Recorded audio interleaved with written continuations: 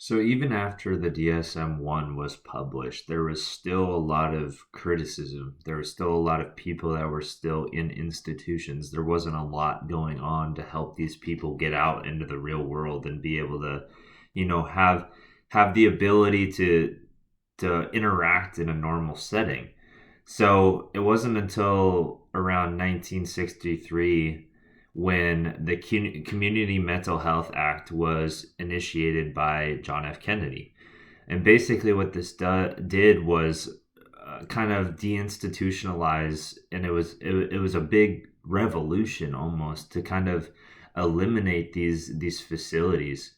And so what Kennedy did, his personal motivations kind of illustrated the federal idealism in community mental health care. He was motivated and wanted to see a new frontier platform. So through this, he sought improvements in the nation's mental health rather than continuing to throw people away and not have anything, not have an end goal for these people.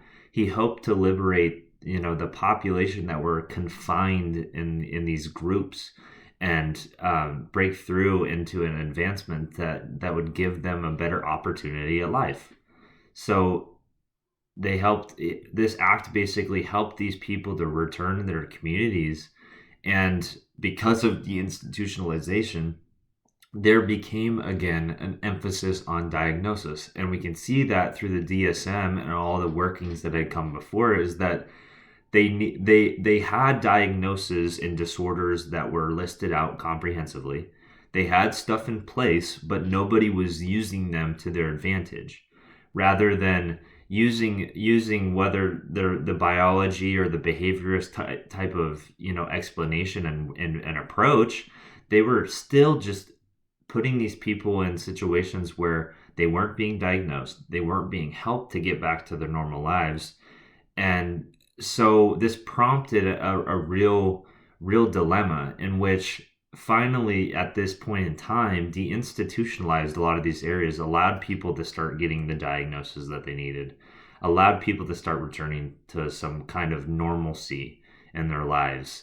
And we'll see that going forward again, is that the diagnostics in the United States and Europe were completely different. And so we will see in the next point in the timeline how both continents were able to come together and finalize something that would be able to be carried forward into the next years to come.